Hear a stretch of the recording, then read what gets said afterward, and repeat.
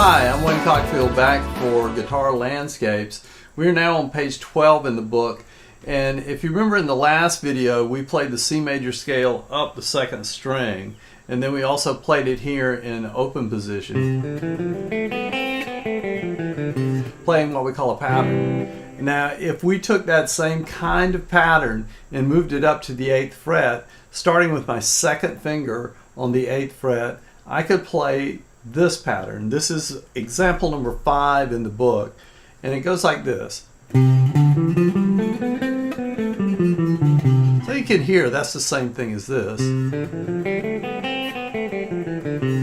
We're just starting here with our second finger at the 8th fret, and you can see the half steps in this pattern pretty easily. There's the half step between E and F, and there's B and C right there. Now this is a movable pattern. This pattern can actually be played here in second position. It means my first finger is at the 2nd fret, but we're going to actually start with the second finger on the 5th string at the 3rd fret. So here's that pattern. This is example number 6. So that shape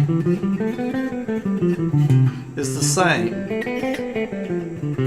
And you can see the half step between E and F and B and C. Now, this is a movable pattern. It can be played on other strings as well. I'm going to play it now up at the 9th fret with my second finger at the 10th fret.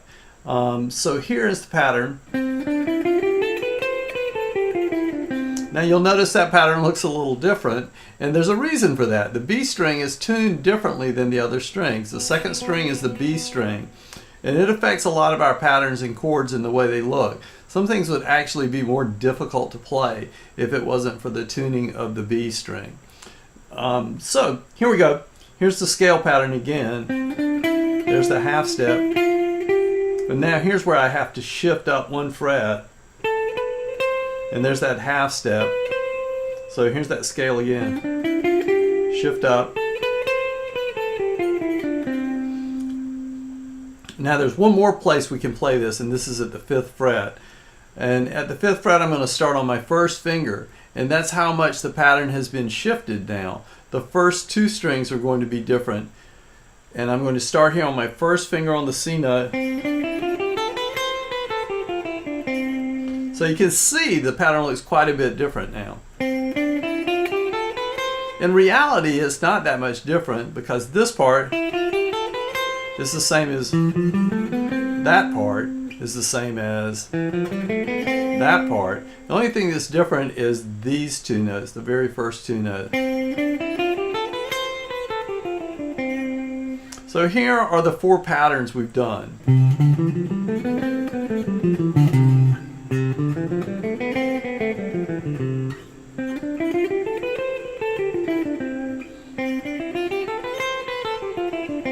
So you can see they're all very similar, a little bit different as long as the B string is involved. Now the next thing you really ought to know about the major scale are what are called scale degrees. And they're names for the scale degrees. And they're a little technical and a little funny sounding.